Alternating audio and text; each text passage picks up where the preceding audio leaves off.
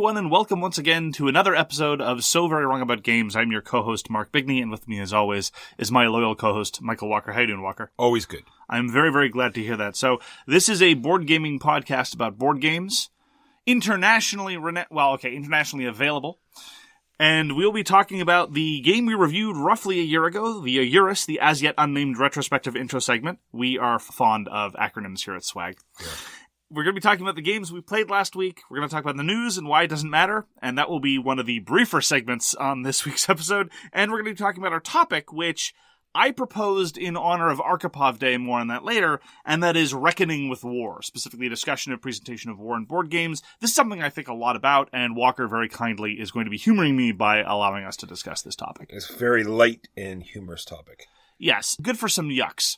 So on the topic of lighthearted, pleasant, and not altogether too self-serious, let us talk about the game we reviewed last year, Walker. What did we review last year? I will say this. I was reminded of the very best contribution that Hate gave to the board game sphere, and that was that brilliant video for Root, where they were making fun of the video for Hate. That was so marvelous. True. So Hate was a skirmishy thing from Cool Me or Not? Yeah, if you wanted generic humans fighting 15 other types of generic humans, then Hate was your game. It's weird because I've been thinking a lot lately, and I'll be talking about this again later, how much enthusiasm I have for skirmish games and how I'll happily play even relatively generic skirmish games. Hate was the limit. Hate was the one that was just on the side of doesn't do enough for me. On the cusp. This was Cool Me or Not going to Adrian Smith and saying, "What else you got for us?"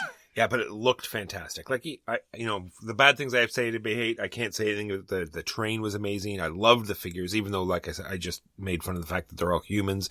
I just loved that post-apocalyptic, we're going to run at each other and beat the crap out of each other type scenario. It's weird. I just not that it was directly related to anything that Games Workshop has ever put out, but anything within striking distance of Khorne, or that kind of barbaric, kind of rampaging marauder type thing just doesn't interest me in a very real way. We were actually just talking about Warcry, the Games Workshop skirmish game that we reviewed almost a year ago or so, and it similarly had most of the gangs being like, well, these are the guys who put heads on pikes, well, these are the guys who put faces on shields. It's whatever. These are the bad guys. These are the badder guys. And so Hate is the kind of thing that was probably about 5 years too late, because, it had a campaign system and all those other things, which I'm sure people would have been ravenously enthusiastic about a little bit before. I will give it credit for one thing, though. For a generic skirmishy game, they made it so that everybody started off facing off against each other. So you didn't have those sort of, I move 5 spaces, and maybe next turn I'll move to engage you sort of deal, a la Warcry. So that is at least one thing they got right. Other than that, it was just generic, and I haven't thought about it since we reviewed it. Well, there's a couple I just have the two reasons why. It was a Kickstarter only, right? And then the fact that there was no follow-up, right? So when it did finally release, they didn't do like a sort of like mini campaign, say, oh, here's an expansion for Hate, and you can order the game again. So, give people another opportunity to buy it. There was no second opportunity. So it was like... That's not true. You could buy it during the Time Machine Kickstarter. Oh, was it? Okay. Yes, but the Time Machine Kickstarter definitely wasn't interested in generating buzz or hype or enthusiasm for any of the things they were selling. Like even the popular, well-selling products that they were selling there, like some of the Zombicide versions, and certainly Rising Sun, they had some complete pledges left over there. It was just a clearinghouse event. They weren't interested in pumping or promoting anything, really. So that's one reason why probably Hate doesn't get the love that it should get, or might have got otherwise, just because it's not available. Yeah, let's say might have instead of should. Yes, might have. I think Hate got about as much attention as it deserved. Exactly. And that is the game reviewed exactly 1 year ago. Precisely. Now, on to the games we played this week. Mark, both you and I played The Darkest Night. Second edition. So was that you have second edition? Yeah. I have Handcuffy, the Handcuff edition. Sure. It's that too. It's just, to be clear, the first time they thought the night was darkest, it wasn't actually the darkest. It was just semi-dark. It was pretty dark, but they had to wait for the second edition for it to be actually the darkest. Ooh. None more dark. Gotcha. None more dark. Yeah, the darkness goes to 11. So in this game, you're going to be taking an entire action just to move. You're going to take entire actions to move back to the church, so you can take yet another entire action to get some health back, and then another entire action to move back to where you want to do something. You're constantly getting beat down. It's awfully grindy, but it does have some good points as well. So it's a co-op fantasy adventure thingy. It does do a little bit of good work differentiating itself thematically, because this isn't post-apocalyptic, but it's after the bad guys have won. It's after the evil necromancer has succeeded in conquering the local kingdom. And as a result, it leads to some interesting mechanical differences.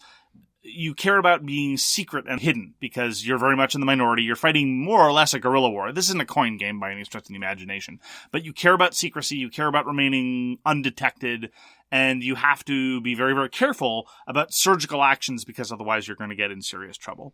Now, sometimes that manifests itself in very interesting thematic and mechanical things, and sometimes that results in spending your entire action just to move. And the only other game that I can remember where you would spend your entire action just to move, and it rankled me then too, was Shadows over Camelot. That was one of the things I didn't like about that game, because it feels awful. It just doesn't feel satisfying in a game to spend your entire turn in a game like this to move. We are spoiled by more modern games like Hellboy, like Cthulhu Death May Die, or things like that, where it's like, you have 3 actions on your turn, mix and match them as you please.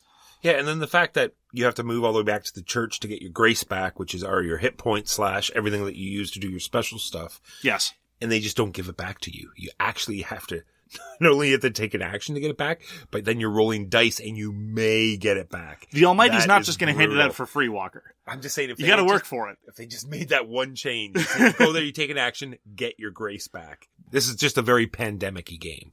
Just so people know how it's sort of played. Like, all these big groups of monsters are going to start building up and all these different things, and you have to, race around and keep them low, or else, they're going to build up back at the church, and then you're going to lose. Yeah, you have to go and put out fires in various locations while you're on the side waiting to progress towards the victory conditions. And this is one of those instances where I saw the experience you were having and I completely understood. And this is actually going to lead to one of my good points about Darkest Night, because Walker played as the Crusader, and the Crusader is a character who spends grace, which is kind of sort of your hit points, to do awesome things. And sure enough, you did awesome things. And then you would have to carefully crawl back to the church to get your grace back, and that was a time-consuming process. I, on the other hand, was playing the Exorcist. The Exorcist has hardly any grace at all, but doesn't spend it, and spends most of his time completely shrouded in secrecy. His secrecy is through the roof, he's very difficult to find, and if you find him, he's got some protection stuff to run away. Which meant that I never had to do that. I never had to painstakingly crawl anywhere. I could go more or less where I wanted to go and expect to remain hidden. Which is unfortunate because I got to see Walker have frustrating turn after turn. It does, however, point to one thing that is a strength of Darkest Night. In the second edition, there are over 20 characters, and they are all very different. They all have their own deck of what are called power cards, and right from the start, you get to pick 3, and there's a lot of excellent character differentiation. That, of course, is hardly rare in this design space, but, it's worth flagging. And that being also said is that mostly all the characters have a movement ability. A lot of us didn't know that it was a problem. Right. So we could have taken these movement enhancing abilities right from the get-go and probably would have, smoothed over this difficulty from the beginning. Like, if we play it again, it probably won't be so bad. That's true. Partially, I just wish that the action system were a slightly more forgiving, and that wouldn't necessarily make the game easier if they then compensated with other aspects. So there's the fact that a lot of the movement is unsatisfying. I didn't like the way that dice worked. Again, slightly more modern designs have either custom dice that serve to mitigate the results somewhat, or you have some resource that allows you to re-roll, and usually these are baked into the system. Again, things like Hellboy, things like Cthulhu Death May Die. And in Darkest Night, not infrequently, you would be rolling 1 or 2 d6s, and you're just flatly looking for a 5 or a 6. And that's all you're doing, and there's nothing to be done about it. And again, this can lead to the same degree of balance, the same degree of probabilistic outcomes. It doesn't feel as satisfying as a player, at least not as far as I'm concerned. There's things like, my turn is to search. All I do is I roll this die. I rolled a 2. I'm done. That's my turn.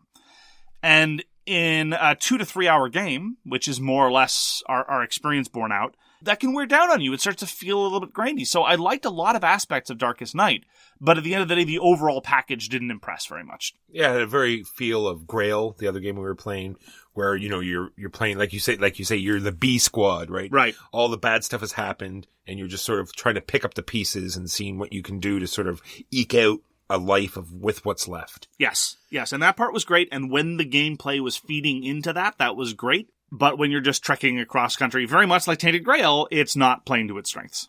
Agreed. And this is a game by Jeremy Lennert and published by Victory Point Games. And it's The Darkest Night. We also got to play a game of Quantum. Quantum is a very, very light sci-fi-ish game, which has some of the trappings of some of your more elaborate Empire rebuildy stuff, but mostly it is about special powers of your fleet of ships, which are also dice, moving around your fleet of ships, which are also dice, and rolling dice to resolve combat between your fleets of ships, which are also dice. And it's very quick, very in your face, very cutthroat. It's the kind of game where you cannot let people get away with anything. You have to constantly be looking to see where people are going to be able to stake their next claim. But despite its simplicity, and despite how brutally confrontational it is, I quite like the flavor of the different special powers that come into the system, and also the vaguely puzzly nature of using your special ships. It's like, okay, I'm going to use this scout, and the scout's going to move real far, and then the scout's going to use its special ability, and then this other ship over here across the map is going to use its special ability to swap places with this new ship, and then I'm going to do something awesome. Well, I think it's unfair to say vaguely. I think it's very puzzly, but in a fantastic way. Sure. And that's what I love about it. It really ramps up. Like, not only do you have the special abilities of your ships right away, but as soon as you start scoring some points, you're getting these pretty massive special abilities, which just ramp up it even more. And, brings the end of the game to a crescendo at a really good point. Or one-shots that really turn the game state on its head. 99% of the time in a game like this, even if they're balanced, you give me the choice between a comparatively weaker special ability and a much stronger one-shot. I'm never going to pay any attention to the one-shots. Quantum, though, gets it right because of how quick and fast-moving the turns are, and how it's all about being extremely opportunistic and taking advantage of, you're quite right, these puzzly tactical situations. You have to pay attention to the one-shots, as that is frequently the kind of thing that's going to eke out an advantage. Yeah, I agree. Quantum is this part of this little board game arena segment I had going here, that games that play well, I think, on Board Game Arena. I really think that Quantum is one of them. I think it plays well on the platform and plays very well turn-based because of the puzzly natures that you can just sit and sort of get the most out of each turn. And the ships, because there's 6 different ships, so it's the 6 different sides of the dice, and they all have their different abilities, and they interact with each other, and I just love how it all works. You're right. The implementation is very good. If I were inclined towards asynchronous play, I think Quantum is a very, very good candidate for asynchronous play most of the time. There's only a couple of powers that might fiddle with that environment. It would also give you the time to reflect on the board state and know how to properly kneecap the leader, because this is one of the structural elements of Quantum that's a little bit unfortunate. You have to go after the people who are just about to win. Now, sometimes you're able to use that to profit. Sometimes it's just unfortunate kingmaker situations and the kind of dynamic where you have to beat them down because otherwise the game is going to end prematurely, which is not when the game is playing to its strengths. There's no auto-balancing going on. There's no artificial or organic way to constrain the leader other than just outright aggression. And I'm not a huge fan of that element, but again, the game is quick, the game is engaging, it's clever, it's cute, so I find it hard to blame it too much for that. I was quite surprised, though, that in our adaptation, it took about 90 minutes to play on Board Game Arena a 4-player game, which is not, I think, a duration that Quantum wants to have. Now, it was a first game for some of the players, and yes, there was a rules explanation. We were all getting used to the adaptation and so forth, but I guess file this under episode 503 if Mark complains about online games, but I was surprised at how long it took on Board Game Arena, because again, my first reaction was very much the same as yours. This is a very good adaptation. This shouldn't take very long at all, and then it took a little bit longer than I liked. Yeah, like I said, I think it was just the first game, and moving the ships is a little wonky just because they only move orthogonally, and you think they can get somewhere where they can't, and exactly how you implement the special abilities with the interface sometimes was wonky, but I think now that we've got it, it's pretty good. And this is by Eric Zimmerman and put out by Funforge, Quantum. So I'm just going to do my little Board Game Arena segment here. So that's a game that I feel that works well. Another game that I think works very well is Seven Wonders Duel. It's a game that I would only play on Board Game Arena because there's this wonky, set up this big tableau of cards and a pyramid. Some are face up, some are face down. And you do that in 3 different shapes for 3 different rounds that you can get a game off in like literally 2 minutes on Board Game Arena. Really? Yeah, when you're playing against somebody that knows. And I've never played against one person, took a little bit long, but I think that was a lag problem because of where they were from. And it just goes back and forth so quickly. I meant to actually look up to see how many games I played. Seeing as I got like a 10 victory award thingy, and I lost an awful lot. So I played at least, 20 to 25 games this week alone. Welcome to Walker's Humble Brag. Because I just started. No, it wasn't a brag. I just mean that I lost. I'm sure I lost a lot more than I won. And I know I got 10 wins, so it must be around. This is gentle teasing, Walker. Gotcha. Some viewers report that they enjoy this aspect of our dynamic. So that's Seven Wonders Duel. It works very well. Another game that works really well, but this one only live. I wouldn't play this turn-based. I'm going to go over some other games that don't work turn-based. This one's called Lucky Numbers. It came out quite a while ago. This is just you're drawing cards of numbers between, I believe it's 1 to 25 roughly, and they have to go in increasingly order in a 4x4 grid. So you're like sort of passing numbers that you don't want and rearranging and just trying to fill your card faster than the other player. And same sort of thing, you get a game off fairly quickly. Games that do not work well on Board Game Arena. Any kind of auction game. Sure. Terrible on Board Game Arena, especially if it's turn-based, right? So an auction breaks out and then you got to wait for every player to increase bid or pass. Terrible. Keyflower, I played it this week on Board Game Arena, did not like it. Oh, that's a shame. I love Keyflower. Because I've been thinking of playing Keyflower online. But on like live would be fine. Oh, sorry. You're talking strictly asynchronous. Specifically asynchronous turn-based. Yes. Oh, okay. Was not good. Okay, Mark, The Crew. Painful. Really? Well, just because sure. All you do is playing a card, and then you're waiting, and then it comes up that it's your turn. Oh my goodness, Crew. you're right. And you sort of open up again. It's like, what's going on again? And in many trick taking games, whether they're co-op or whatever, very often it's a forced play. Yeah. That's just the nature of trick taking games. So the notion of waiting and then getting a notification that it's your turn, it's like, oh, this is the only yellow I have. Play. Exactly. Oh yeah. Okay, I hear you. It was terrible. Anyway, that's my little update on Board Game Arena. Still waiting for that check. Very quickly, I have to go to the end of these because we're not leaving this out. Seven Wonders Duel, designer Antoine Bauza, Bruno Cathala, put out by Repos Production. Keyflower, Sebastian Bayside and Richard Breese, put out by R&D Games. Then we have The Crew, Marco Armbruster, put out by KOSMOS. And Lucky Numbers, Michael Schacht, published by Ravensburger. On the topic of skirmishy type things, has been very much on my mind over the past few weeks because I love me some skirmish games. And I realized that last week I didn't play a single game designed by David Thompson. Crazy. A week without David Thompson is a mistake. It is. So I played For What Remains. I tracked down the final box of For What Remains. I am now $100 deep into my free review copy of For What Remains. See, it's a total drug deal right there, right? Yeah. You should do this to everybody. It's like, hey, got a game for you. Yeah. The first taste is free. It's like those old Columbia House Records deals, right? They'll send you 13 records for a penny. That's right. And then the next CD of the Eagles' greatest hits is $73.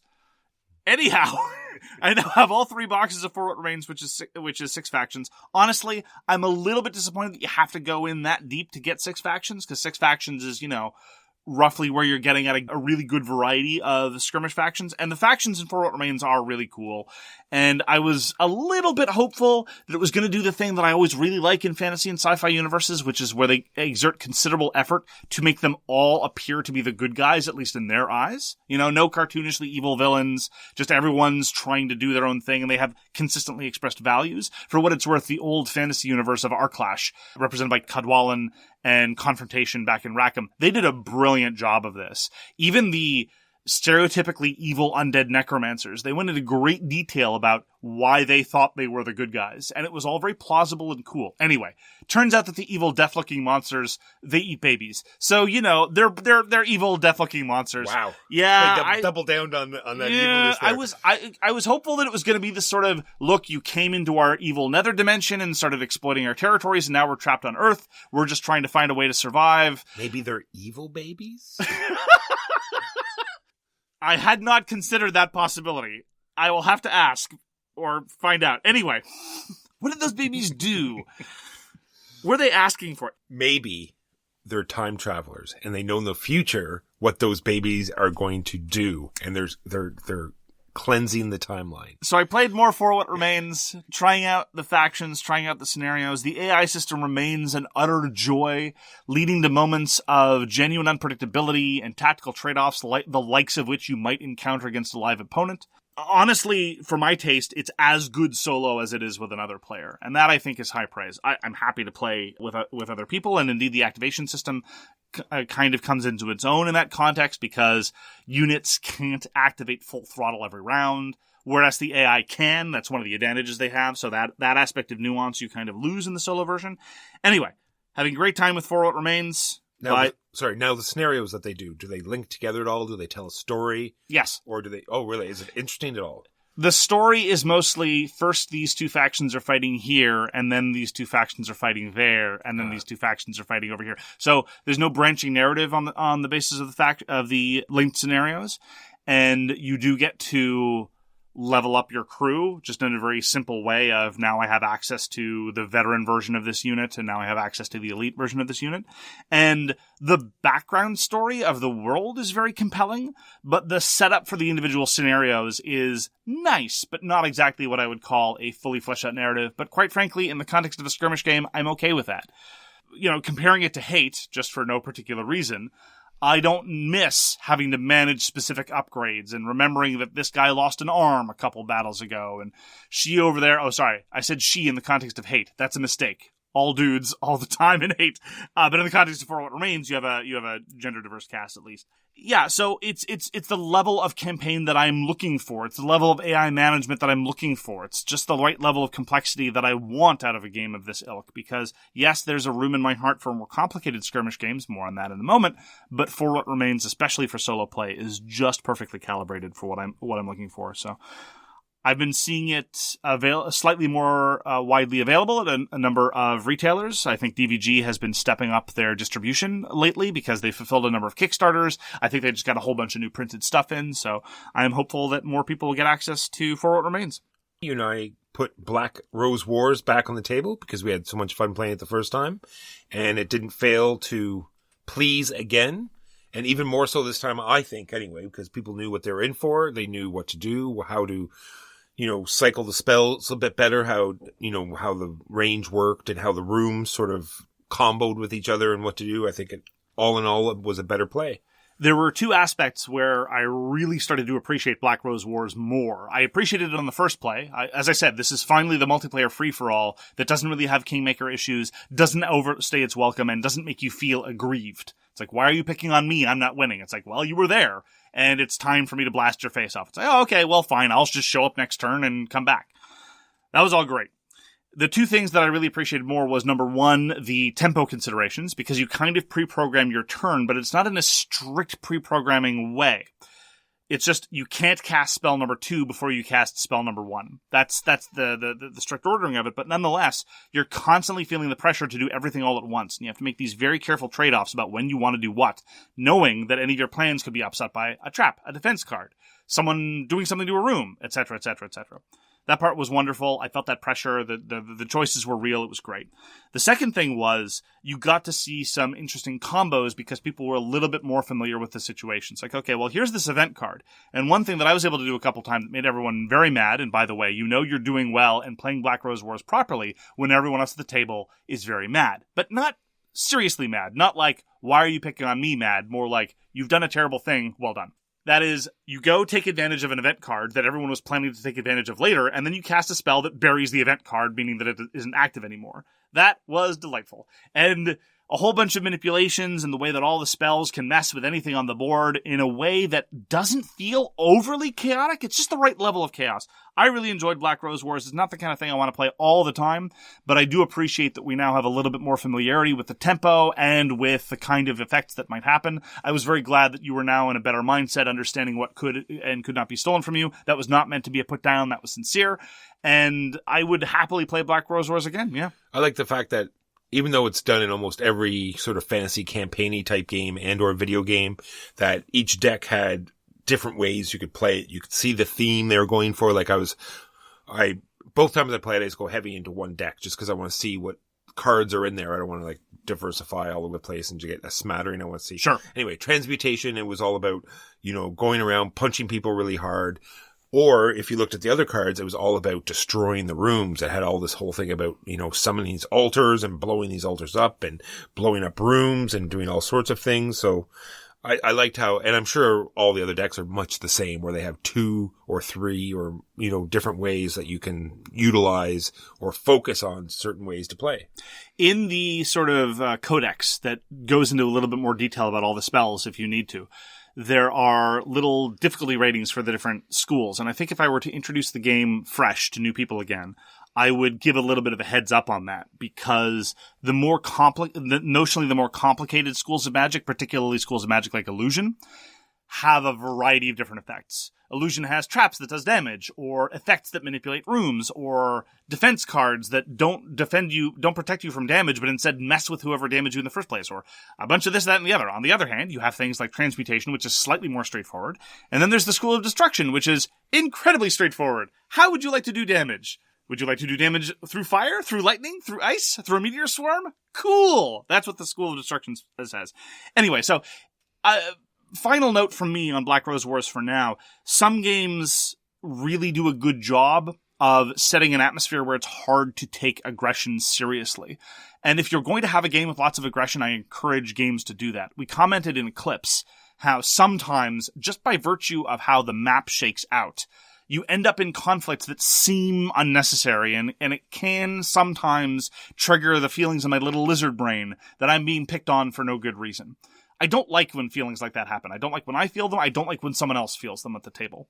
But again, with Black Rose Wars, despite the amount of aggression, despite the amount of nonsense that gets thrown, after a little bit of acclimatization, it is hard to take anything too seriously in the sense of getting your feelings hurt. And that, I think, is definitely what you want out of a game of that ilk. It's true. I only have one negative thing to say, and it's that the last turn seemed a little gamey. I could see people looking around the table saying, because there's a bunch of victory points that get awarded at the end, if you got the most trophies, which means you got the final kill. So everyone's counting up who has what and see if they can eke out the last final kill to go ahead, or the last quest or whatever. So, it seemed a little gamey, but it was only the last turn. That's a good observation. The one thing, just to add to that, the one thing in the last turn that didn't satisfy me is somebody could be sitting there with a whole bunch of your damage on them. You've spent a lot of time damaging them, which is a great way to get points, but they only score when they die.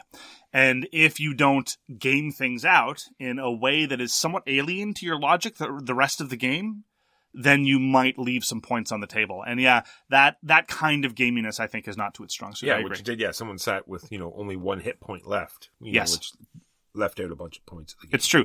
And that was Black Rose Wars. I got to play another excellent skirmish game, this time a tabletop miniatures game called Horizon Wars Zero Dark. I've talked about this a couple times. This is the solo or co-op game by Roby Jenkins with a very brilliant dice system that is really, I think, the key draw of his two most recently published games, Horizon Wars and Horizon Wars Zero Dark. Two very different games, but nonetheless in the same universe. I showed it to 2 new players, namely Huey and the Handwerker, and they came away with largely my same reactions to Horizon Wars, which is, I love the system, shame about the scenarios. I feel much better about the scenarios in Zero Dark than I do in Horizon Wars, but they basically, how do I put this delicately? They made a series of tactical calculations that did not allow their assets to execute the mission to their greatest possible they didn't play well.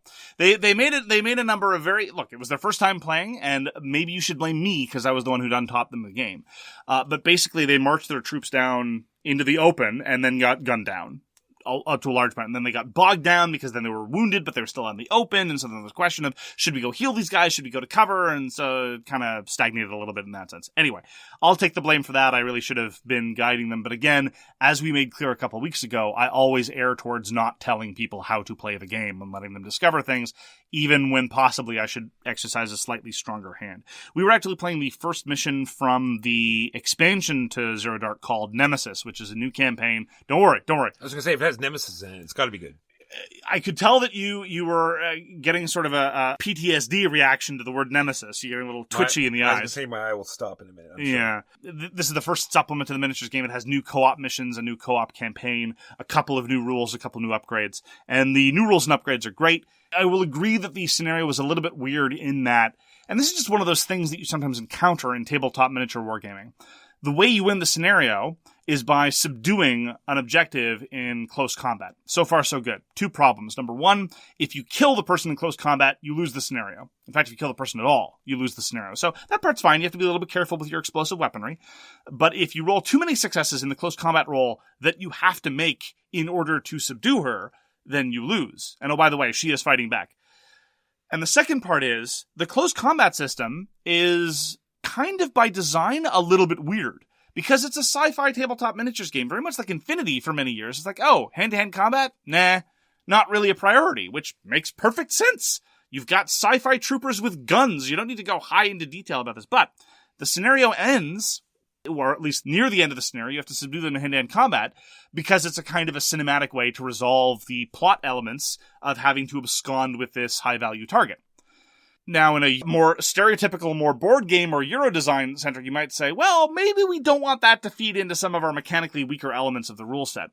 Roby Jenkins is very much of the opinion, and his opinion is, this is very representative of a lot of miniatures game designers, like, well, but it leads to a good narrative, so that's the way it's going to be. I respect that. It's not necessarily my impression. Am I going to try to house rule things, which also is very much in the tradition of miniatures, tabletop miniatures games, so that hand-to-hand combat works slightly differently? Probably. Should I have started with this scenario with these people? Possibly not. Should I have been a better game teacher? Definitely. So the fault is mine. I'm a huge fan of Horizon War Zero Dark. I've played solo a bunch of times. I still haven't played Versus. You can indeed play it Versus. I love the resolution system. It is so clever and so neat. And the upgrade system is beautiful, and the customization is great. I have endlessly good things to say about Horizon War Zero Dark, even if some of the scenarios are a little bit uneven. And that was Horizon War Zero Dark. We played a great game that I was looking forward to. And it played out. Sometimes there's good news, Mark. When a game plays out the way you want it to, and it's as fun as you wanted it to be, it's good news. And this is Underwater Cities. So it played out exactly the way you thought it would. I misheard. I thought the game was called Undercover Biddies, and I was expecting a kind of police procedural 21 Jump Street, but like Golden Girls. And so I was very disappointed that didn't happen. Well, I would have been, I can see your disappointment. Yep, I understand it. In this game, you have these cool domes, and you're connecting them up, and you're building little buildings that have this little engine building mechanic, and you have this interesting action system where you're taking these actions on the board, and if you play a card from your hand that matches the color, then you get a super action, and the cards are all very different, so it leads to very interesting combos and different, planning out your turn and trying to eke out the most out of your turns, and I really liked it. I had been avoiding Undercover Biddies because I had read from people that I trust, among them Chris Farrell, that this was like a 3 to 4 hour Euro optimization game. And I enjoy some 3 to 4 hour optimization games. In fact, I'm going to be talking about one in just a second.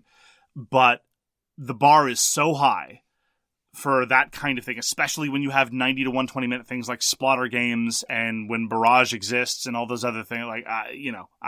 The bar is really high. And the locals who play it, take about 4 hours to play the thing. So I was expecting it to be much longer than it was. We played with the expansion scenario that cuts a turn off the game. So I can't comment what it's like normally, but we took 2 hours for our first game, which is a fine length. It didn't feel overlong. And I think Walker's exactly right. The activation system is kind of clever. It's basically a very, very crude worker placement system, coupled with an interesting card management thing, because there are 3 colors of actions and 3 colors of cards. You take an action corresponding to the color of the card, you play a card, and something cool happens. And the game, to its credit, cycles cards almost alarming rate. You're constantly getting new cards, and cards are coming out, so that if you don't have what you need, you'll probably be able to get what you need. And it's the trade-off of, do I do this ideal action even though I don't have a card to pair with it? Or do I do this suboptimal action with a better card? That part I thought was great. That part was really neat. And it was especially helpful given that the rest of the game was pretty bog standard, spend resources to build buildings who will give you income and then you get points at the end of the day kind of thing. Which is not a huge criticism, but the rest of the game did feel pretty generic, theme notwithstanding. Yeah, and I love how the board is sort of divided up. They had like the red actions that were really good, but the red cards were really crappy, and then the green one, this is not the right colors, but you'll get what I understand, and then the green ones are medium actions, medium cards, and then it was red, yellow, green. And then the other color was really crappy actions, but really good cards. Anyway, I really like how that worked out. I like the fact that they gave you objectives at the end of your board that you sort of had to branch out and gave you big benefits. Things I didn't like was like the huge income. I guess it didn't happen at the end of every turn, so I guess it wasn't so bad. It was pretty tedious, yes, and was fairly tedious, but kind of interesting. Like if you got a really cool engine going and you had all this stuff coming in, I know it was kind of neat. Sure. So here's a question, Walker, and I'm being very sincere. This is not like one of those gotcha journalism things. I've heard you disparagingly refer to a number of specifically Euro games as busy work. Resources come in, resources go out, whatever. And specifically, one of the games that I've heard you say this about is Through the Ages. In fact, you talked about it last week. And I respect the fact that there's lots of things to dislike about Through the Ages. It's not a perfect game by any stretch of the imagination. But I was getting a kind of sort of resources in, resources out, managey sort of like, okay, here's I generate 7 plasteel and I put it in a corner, blah, blah, blah. And one of the things that Underwater Cities definitely does not have is much player interaction at all. There's occasional incidental blocking. I go to a space that you really wanted, but I'm not going there because you wanted it. I'm going there because I wanted it, and interaction. In what way does a game like Through the Ages strike you as busy work, but a game like Underwater Cities does not? Just because of the ramp up, like in Through the Ages, it's the same. I feel it's the same almost every turn. Whereas in Underwater Cities, I thought it was very tight the very first few turns. So it was very, you really needed certain resources and it wasn't a huge amount. And I agree that near the end, it was definitely busy work. It was like, okay, you usually always had the resources you needed. Maybe you're a couple short, so you take a couple actions first that gave you other stuff and just happened to give you the other resources and said, well, I need that anyway. And then, like I said, near the next couple turns, definitely busy work. But the first half was nice and tight and interesting. Huh. And so by implication, you don't have that same experience when playing a game like Through the Ages? No. That's very strange. Okay, I've never played the game with you, right? So I'm not in a position to comment of the experiences you're having. But my experiences of a game of Through the Ages, I'm always feeling some degree of resource tightness, as opposed to near the end of Underwater Cities, where, I had more or less anything I wanted, and I was just limited to the 3 actions I could do. And during the entire last age of the game, basically, the third era after the second production round, it was very much a question of, well, I can do this action which will get me 4 points, or this action which will get me 5. And I do the calculation, okay, I better go do the one that gets me 5. And that's fine. I'm willing to do that, and that's an okay Euro thing. And like I say, I enjoyed Underwater Cities. In fact, I probably think it's one of Vladimir Suki's best.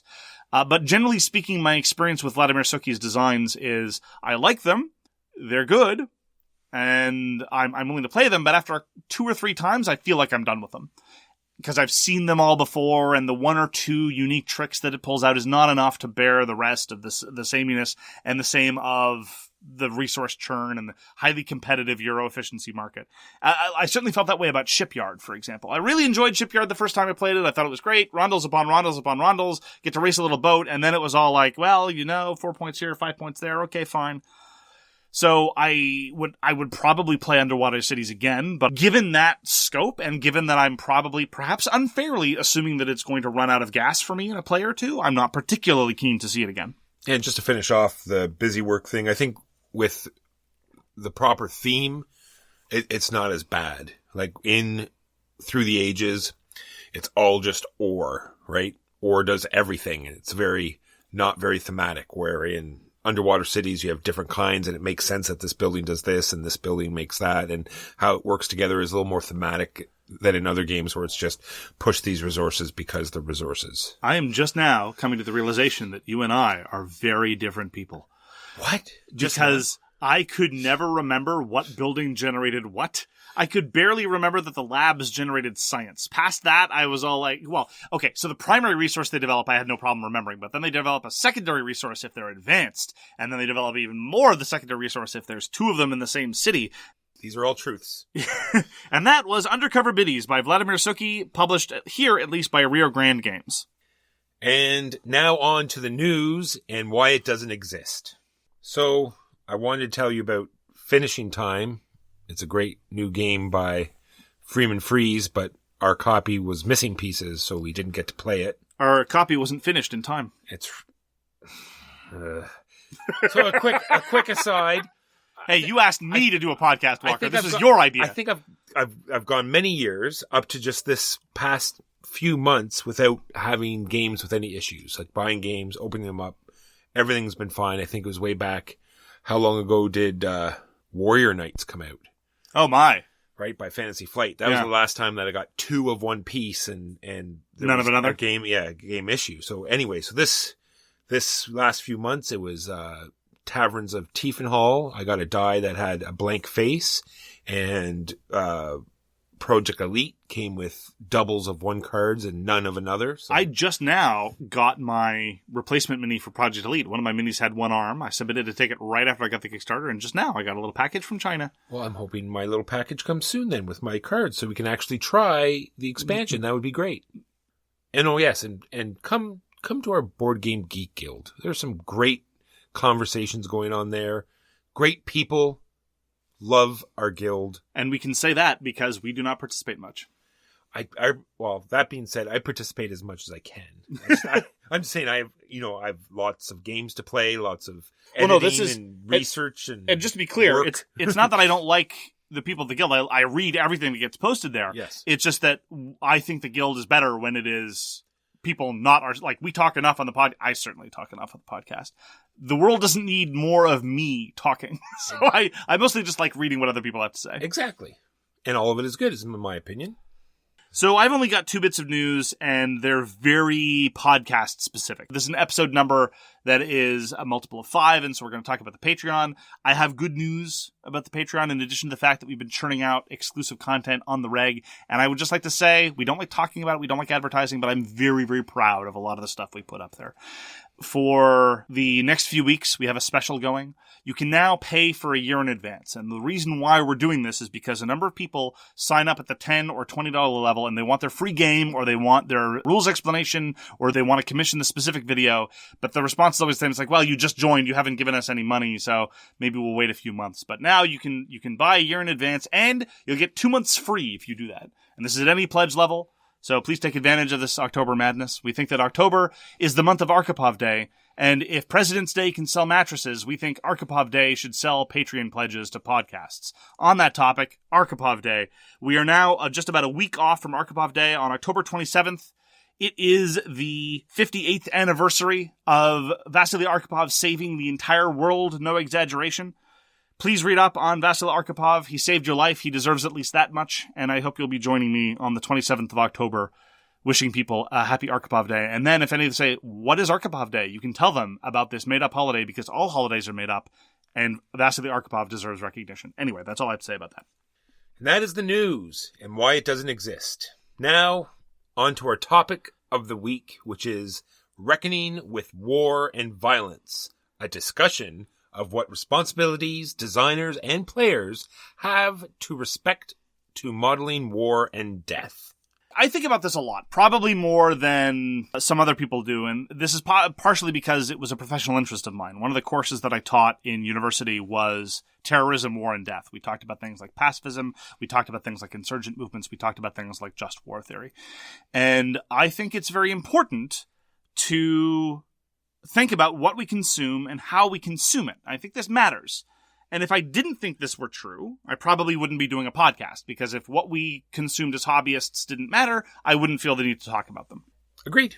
One thing, just to start off, sort of like humor was sort of invented to help people get through difficult times and horrific things. And I think we can sort of put games into that sort of cabinet as well.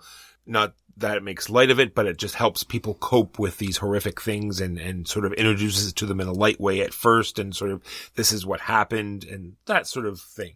Yeah, and I think in very much the same, I think that's a really good analogy, because I'm of the opinion that although many jokes are inappropriate, there is no subject matter itself where all humor is inappropriate. I think it matters on the type of humor. There's no subject that's automatically out of bounds for humor, just in the same way that there's no subject that's automatically in bounds for all humor.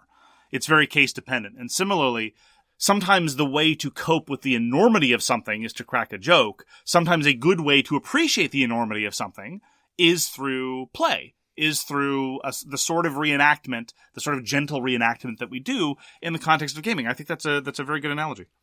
But how they do it matters, right? Oh, yes. So they say, authenticity equates to respect, right? So as long as you do your research, it shows the amount of research you've done on the subject, right? Make sure you get all your ducks in a row, respect what happened in that era and everything, try to represent everything that happened in that era, not just, it's a lot like, Hollywood, right? They have these war movies and it's all very exciting. It's all, action packed, where real war is very boring and there's a lot of sitting around. There's a lot of nothing going on, right? So this is why, these games, it's always active, always crazy, always things happening. Well, I don't know if I would agree that you have to represent the totality of everything. I think actually sometimes a focused perspective can be very helpful. And this is one of the reasons why, in wargaming, and this is true whether we're talking about consens or Euro games about war or Ameritrash games about war, the scale can vary considerably, right? A game like Undaunted Normandy is very different from a game like Undaunted North Africa because they're in very different scales. And games like that are in turn extremely different from a game like Quartermaster General, which in turn is an entirely different scale. And I think that choosing a different scope and a different scale can actually help tell the story, because I want to flag, as we frequently do, I bang this drum all the time, but I think because it deserves repeating. I think the best game about war is Meltwater.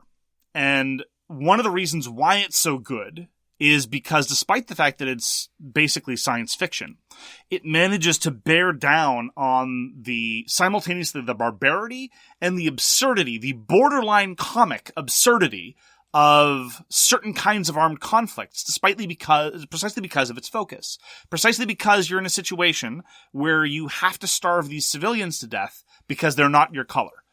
And I mean what I say, that's horrific, and it's also almost comic. Yeah, and where you feel just terrible on both sides. You feel terrible for winning. Exactly. And I think that one of the reasons why it does that so well is because it takes a historical counterfactual to show the ridiculousness of an actual military doctrine. Because the entire game was inspired by a quote from NORAD Air Command about how restraint was stupid and the point of war is to kill more of the enemy. If the specific line is, if at the end of the war there's one Soviet left and 2 Americans, we win. And Meltwater does a great job of demonstrating and making the players feel that imperative and then feeling terrible about it. And so sometimes it's not about research, although Meltwater is well researched. Sometimes it's not about specificity because Meltwater is a little bit abstract. But sometimes it's about that level of evocation that I think really does the hobby credit. Like, I'm sincerely happy about the hobby because things like Meltwater exist. It's true. And, well, you touched on one thing I want to talk about, too. You talked about the commander saying, war is all about winning. And one thing we have to remember is the winners get to write the history books. Yes. And all of these war games that we play are based on the winners and their view on how the war was won and their view on how the war was fought. I agree entirely. We have a bias towards how things actually happened. And as a result, any historical war game tries to sometimes pound a square peg into a round hole just to make sure that things happen exactly the way they did. And I agree that it's problematic if a historical war game can't accommodate for what actually happened historically, but that's one of the reasons why I really like strategic war games like Triumph and Tragedy or like Cataclysm, because they acknowledge, hey, things could have been really different, rather than just this myopia of everything necessarily with the inevitable force of history had to happen the way they did. Because what that does is, you're exactly right, that legitimizes a certain victor's narrative, and what it also does is it undercuts the extent to which armed conflict is a result of conscious choices that people make. And at their best, games can highlight this.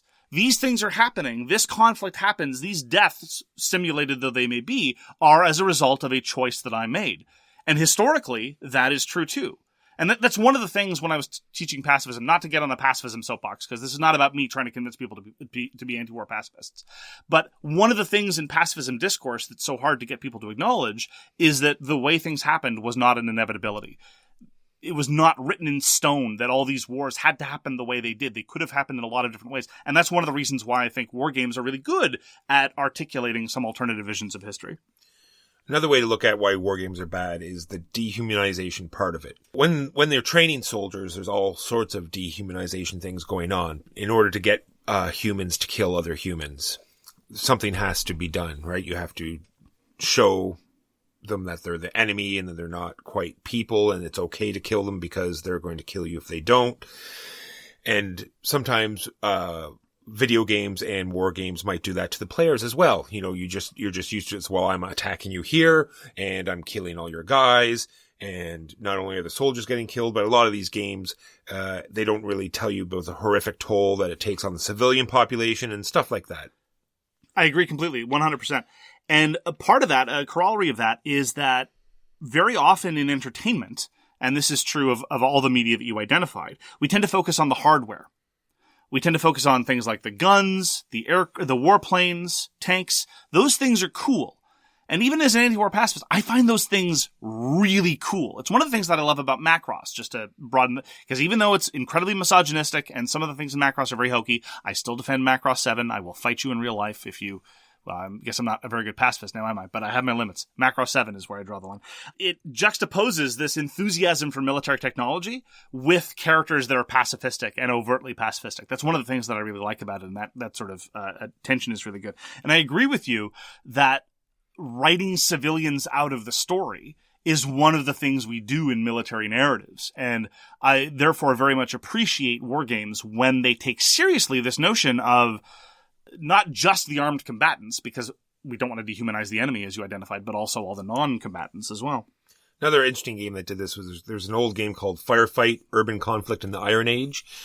And the one side was all sorts of, you know, Space Marines, military guys, they all had interesting names, but the other side had all sorts of silly names, and they had popcorn guns, and there were silly gremlins and stuff. And this was sort of like in the story that's what these Marine guys called them. Oh, in order to make light so that, you know, so they wouldn't be so scared to get out there. And, you know what I mean? And it was a very interesting way to do it. That is cool.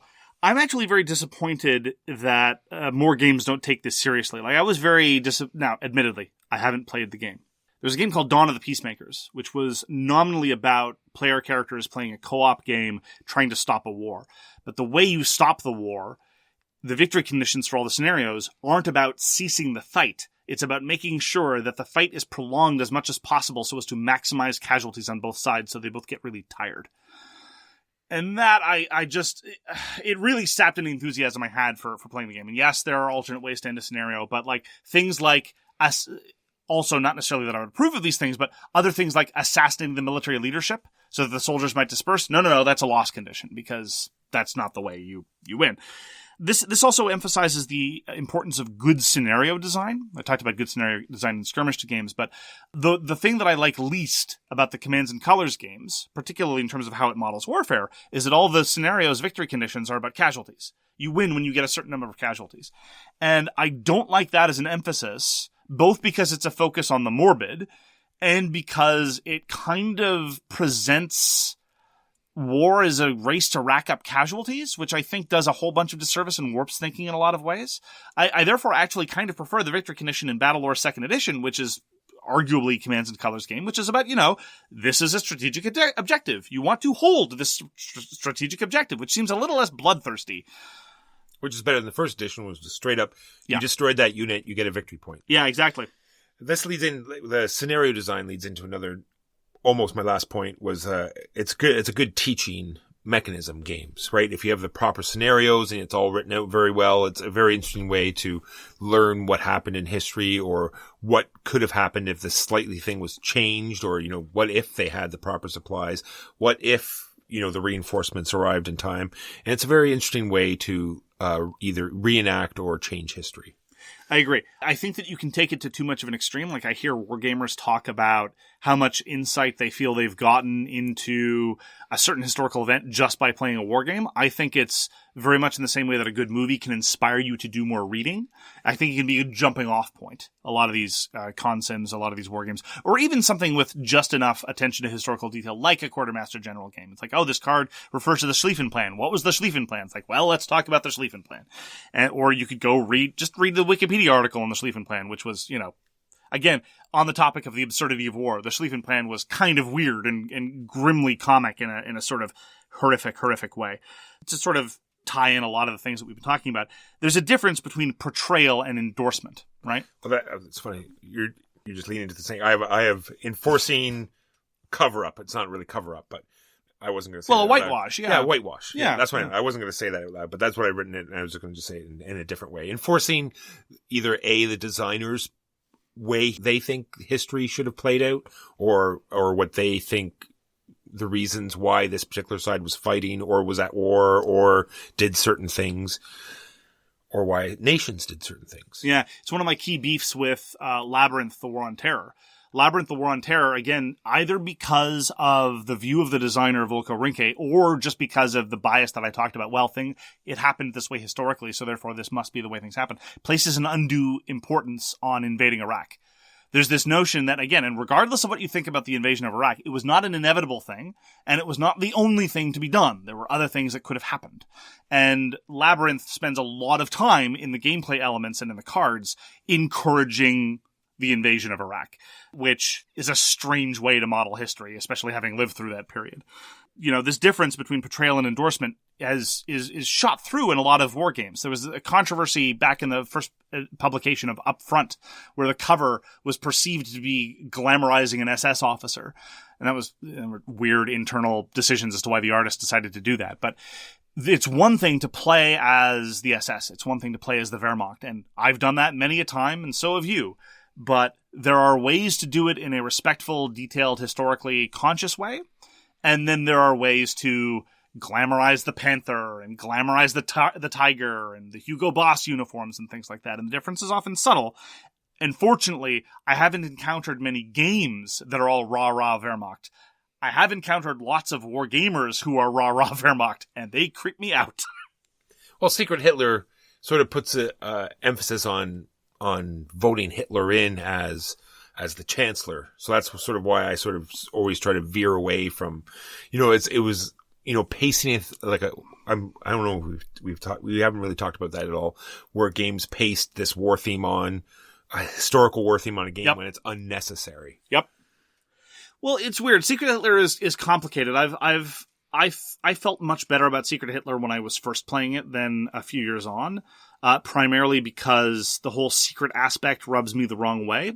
Because historically speaking, there's this bias that we fall into where some politician says a whole bunch of things that are genuinely problematic, and people say, oh, well, politicians exaggerate. And then the politician goes and does something genuinely problematic. And then the response is, oh, well, how could we have known? And the answer is, well, you could have taken them seriously when they said publicly that they were going to do very specific things. And that's one of the things in the narrative of Secret Hitler that I don't like. There were people in Germany who were like, well, how are we to know that Hitler as chancellor was going to do all these things? Well, for one thing, he wrote a book, and for another thing, he was very clear about it. So this whole thing, it's like, oh, Hitler could be anywhere is ridiculous on its face and problematic. I do like, though, in the context of Secret Hitler, we're not really talking about war here, but, well, I guess we are, that the implication is that Democrats and small d Democrats, people who believe in democracy and people who believe in human rights, have to be vigilant, because it is through their unwitting and sometimes stupid collaboration or inaction that terrible people get power. So that part of the historical narrative I actually quite like. But yeah, I think the legacy of Secret Hitler is mixed in my estimation. And look, sometimes good designers do well and sometimes they don't. Like, this is one of the differences between Twilight Struggle and Imperial Struggle. I thought that Twilight Struggle was not as good as Meltwater, but kind of in the same vein, a sort of satire of the domino theory and containment theory. And they were very clear in the designer's notes. These are geopolitical absurdities that we have decided to model in our game. Come play the absurdity.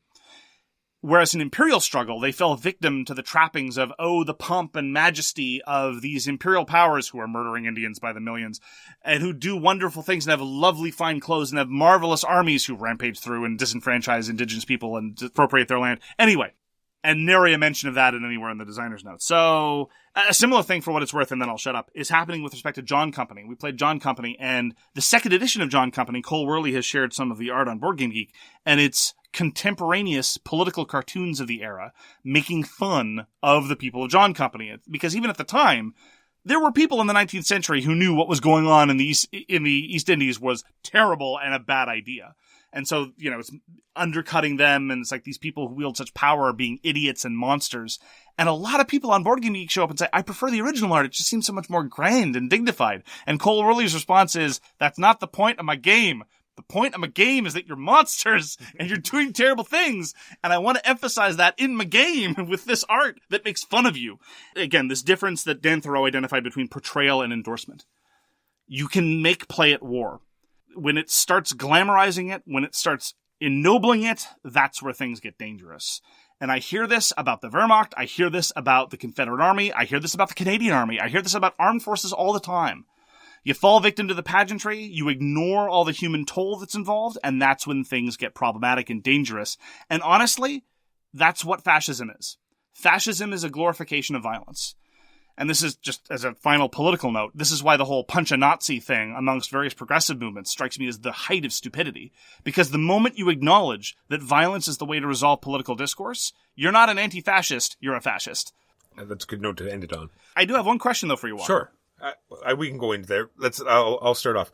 So there could be an argument to be, how much time should you wait until you start making a game about a particular conflict or, fight, right? Should there be a certain grace period before you start reenacting those battles, right? And the game was a GMT game called A Distant Plain.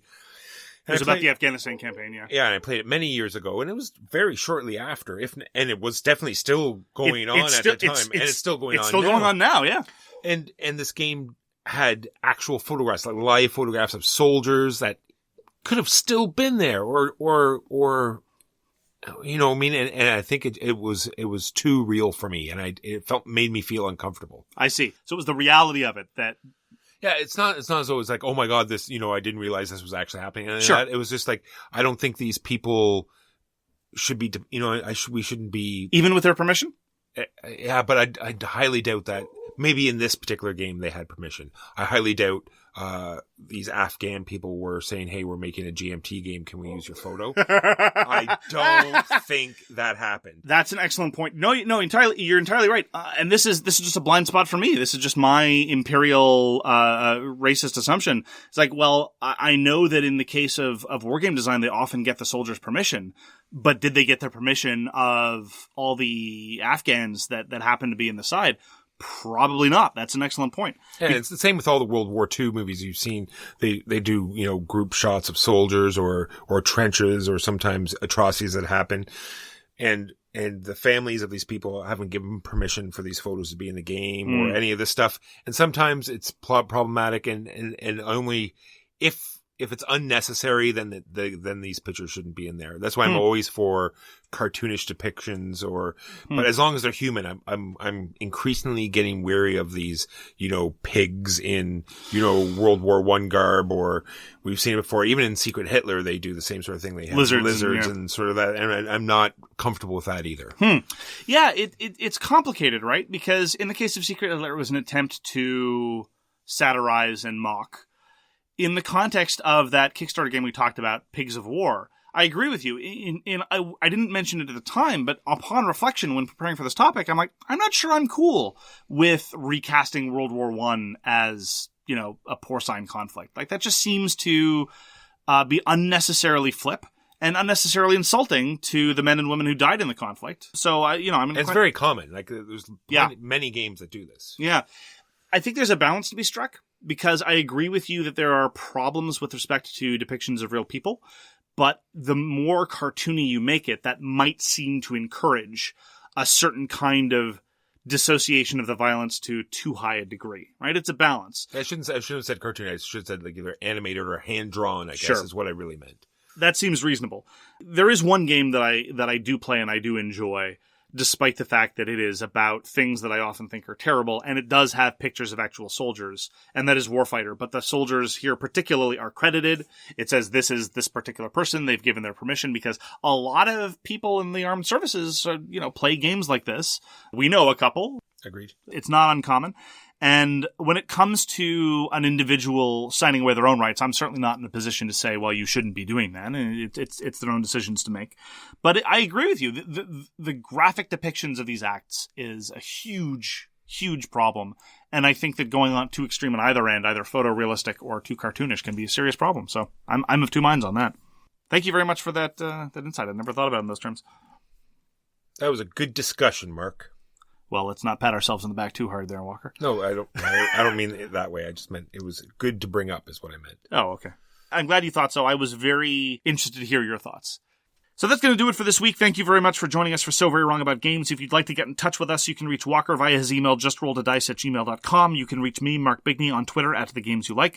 For more public discussion, you can find the So Very Wrong About Games Facebook page, or you can check out our Board Game Geek Guild, which is guild number 3236. Highly recommended. And you can find us on Patreon. We read everything you send us, and we'll get back to you if we can. Thanks again for tuning in, and we hope to see you again soon. Peace! You've been listening to So Very Wrong About Games, produced by Michael Walker and edited by Mark Bigney. Special thanks goes to What Does It Eat for generously allowing us to use their most excellent song, FOS, as our theme. You can find them at whatdoesiteat.com. You can reach us by email at soverywrongaboutgames@gmail.com or on Twitter @SoWrongGames. Thanks very much, see you next time, and always, try to be right, but remember you are so very wrong.